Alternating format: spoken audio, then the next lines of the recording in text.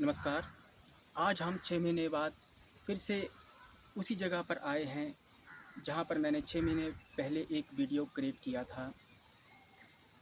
ये कहानी न केवल हमारे समाज के पतन की है, मगर हमारी संस्कृति के उस निम्नतम स्तर पर पहुँच जाने की भी है, जिसमें इंसानियत, धर्म, सत्य, न्याय आज एक परेशानी में खड़ा हुआ दिख रहा है और इसको अधर्म, असत्य और स्वार्थ के सामने स्ट्रगल करना पड़ रहा है।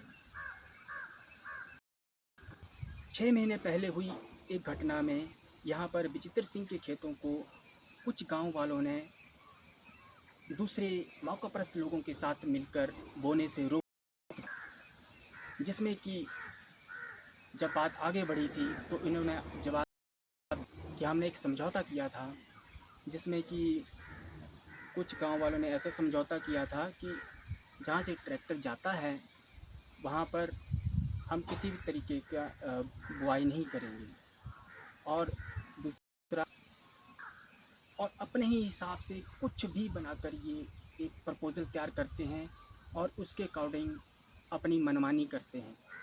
तो इन्होंने ये समझौता बना लिया और इसके आगे भी इन्होंने बताया कि हम जो ट्रैक्टर लाए वो उनकी ज़मीन से नहीं लाए, एक वैकल्पिक रास्ता तैयार करके हम ट्रैक्टर लाए, उससे हमने अपने खेतों की बिजाई की और इनका खेत छोड़ दिए। जबकि सत्य ये था कि ये विचित्र सिंह के खेतों से ट्रैक्टर आया था, उनकी ज़मीन से आया था, जिसके प्रमाण भी सुरक्षित हैं।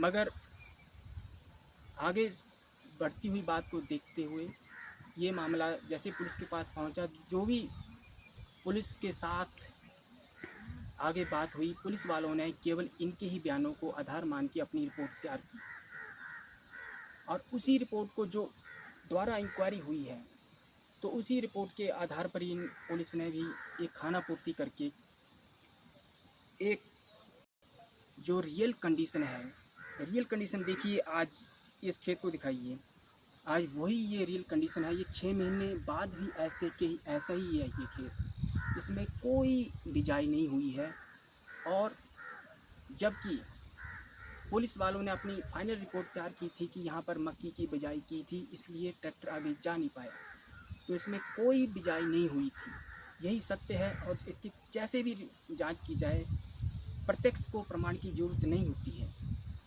तो आप खेत बिल्कुल देख सकते हैं, 6 महीने तक ये खेत ऐसे ही पड़ा है, इसमें कोई किसी भी तरह की मक्का नहीं बीजी गई है। मगर वही है कि पुलिस प्रशासन को अगर नंबर 1 करप्शन एजेंसी बोला गया है तो कोई ऐसा नहीं बोला गया है। उसके लिए इन्होंने काफ़ी मेहनत की है, ऐसी ही रिपोर्टें तैयार की गई हैं। जब भी 2 पक्ष आते हैं तो ये यही देखते हैं कौन प्रभावशाली पक्ष है, उसी के ये देखते हैं 10 आदमी कहाँ हैं, 2 आदमी कहाँ, इनको न्याय से मतलब नहीं है। थाने में बैठे बैठे ही इनको सारी जानकारी हो जाती है, यहीं से फ़ोटो मंगवा लेते हैं, सब कुछ इनका एक तरीके से स्क्रिप्टेड होता है। रियल कंडीशन से कोई लेना देना नहीं है। अगर दोबारा भी जांच होती है तो भी वो ऐसे ही चलती है, क्योंकि अगर आप देखते हैं 1100 नंबर पर भी शिकायत करते हैं, किसी भी डिपार्टमेंट की शिकायत की जाती है तो शिकायत की इंक्वायरी भी उसी डिपार्टमेंट करते हैं और ये अपने लोगों को बचा लेते हैं। तो आप देखिए कि कानून किस तरीके से मिसयूज़ होता जाता है और न्याय मिलना कितना दुर्लभ होता जाता है। एक फ़िलहाल मामला अलग अलग आगे तरीके से आगे ज़रूर बढ़ाया जा रहा है कोर्ट के माध्यम से भी, और ज़रूरत पड़ी तो हम सरकार के हर उस लेवल तक जाएंगे, हर उस पहलू तक पहुंचेंगे जो पहुंचना ज़रूरी है लीगल तरीके से। और पब्लिक और सरकार या जो भी सिस्टम को ज़रूर हम इंफॉर्मेशन देंगे कि देखिए ऐसा सिस्टम चल रहा है गांव-गांव में। ये एक गांव की कहानी नहीं है, ये हर जगह ऐसा ही है। जो कुछ भी लोग हो रहा है ये ठीक नहीं होता है। एक या तो एक ऐसा सिस्टम तैयार कर दिया गया है कि गांव में ही एक पैरेलल सरकारें चली हुई हैं। कुछ 3-4 लोग मिलके अपने हिसाब से एक अपने स्वार्थ के लिए स्वार्थ के लिए जो अपना प्रपोज़ल तैयार करते हैं और कुछ मौकापरस्त लोगों के उसमें साइन करवा लेते हैं। फिर जो भी उन्होंने तैयार की है उसके हिसाब से कुछ भी करते हैं। ये आपका ज़मीन तो क्या घर भी हथिया सकते हैं इस तरीके से।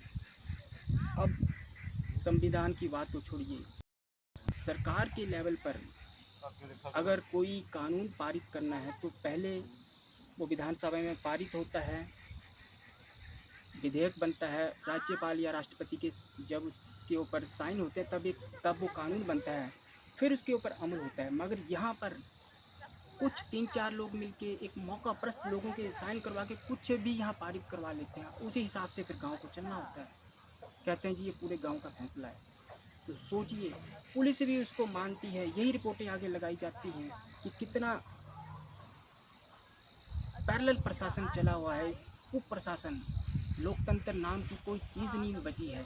और इसमें ऐसा नहीं है कि यही लोग, इसमें ये गांव के और लोगों को, प्रभावशाली लोगों को, जिनको लगता है कि हमारी प्रशासन तक पहुंच है, पुलिस तक पहुंच है, उनको मिला लेते हैं और एक तरीके से प्रशासन को मिसगाइड करते हैं। एक मिनट,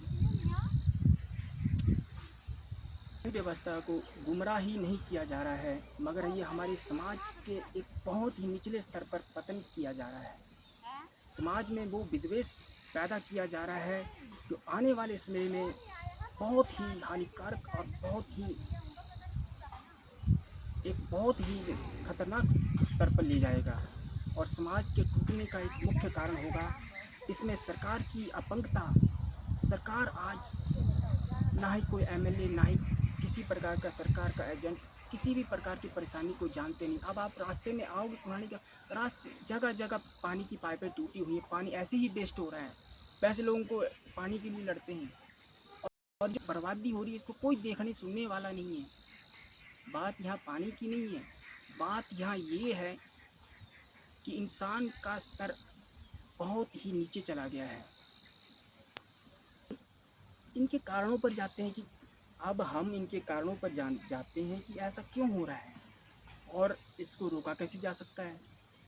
तो देखिए, सबसे पहली जिम्मेदारी तो हमारी शिक्षा व्यवस्था की है, हमारी टीचर की है कि वो ऐसे इंसान पैदा करें जो केवल नंबर ही ना लाएं, जिनके पास एक व्यक्तित्व हो, अपनी सच्चाई, ईमानदारी हो, जो देश के नागरिक ऐसे बने कि जिनके अंदर इंसानियत हो और ऐसी इंसानियत जो किसी भी प्रभाव से वो टूटे नहीं, चाहे कितना भी प्रभाव की उनके ऊपर पड़े, वो मिसलीड ना हो, गुमराह ना हो, एक सच्चे देश के नागरिक बन के आगे बढ़ें। ये हमारी शिक्षा व्यवस्था की पहली ये ज़रूरत है। मगर अगर शिक्षा व्यवस्था ऐसे करने में फेल रहती है तो आगे कानून हमारा इतना स्ट्रांग होना चाहिए कि जिसका मिसयूज़ करने के लिए कोई 100 बार सोचे। मगर कानून भी उतना ही आज कमज़ोर है। इसका सबसे ज़्यादा ही विपक्ष वाले उठाते हैं। सबसे पहले गुंडों की ही सुनी जाती है। एक आम आदमी के लिए न्याय पाना एक बहुत ही मुश्किल काम है इन दोनों परिस्थितियों में। आपकी शिक्षा व्यवस्था भी उस हिसाब की नहीं है और कानून भी मिसयूज़ किया जाता है, वो प्रोटेक्शन प्रोवाइड नहीं कर पाता है। तो फिर बचता क्या है? एक मिनट, तो क्या केवल हम जागरूक होकर ये सब कुछ बदल देंगे क्या? अब इसी चीज़ का तो हम लोगों को एक तोड़ ढूंढना है। ऐसा नहीं है, सीधी सी बात है। और सबसे बड़ी बात तो यही है कि सत्य धर्म पहली चीज़ से लेकर अंत तक यही रहता है। परेशानियाँ ज़रूर आती हैं मगर अंत में यही जीतता है। और दूसरी बात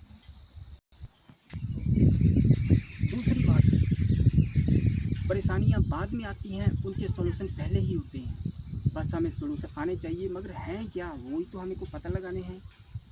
तो इसके लिए निरंतर विचार विमर्श चला हुआ है। और ऐसा नहीं है कि अधर्म, असत्य और स्वार्थ के सामने किसी तरीके की डर है, मगर उसके सामने संघर्ष आज हर आम आदमी कर रहा है। और ये प्रशासन को सूचित भी किया जाता है, पूरी तरह आगाह भी कर दिया गया है कि हमारी शिक्षा व्यवस्था और कानून का मिसयूज़ पूरी तरह से हो रहा है और सरकार की अपंगता भी इसमें, सरकार किसी तरीके से जब नहीं होती है, किसी तरीके से हल नहीं करना चाहती है। एक आम आदमी, एक सत्य की लड़ाई, अब ये लड़ाई जो होती है सत्य और असत्य, धर्म अधर्म के बीच हो गई है। तो निरंतर इसके ऊपर कार्य किया जा रहा है और नेक्स्ट टाइम पर इसी जगह पे खड़े होकर नेक्स्ट वीडियो बनाया जाएगा जैसे भी आगे की इन्फॉर्मेशन।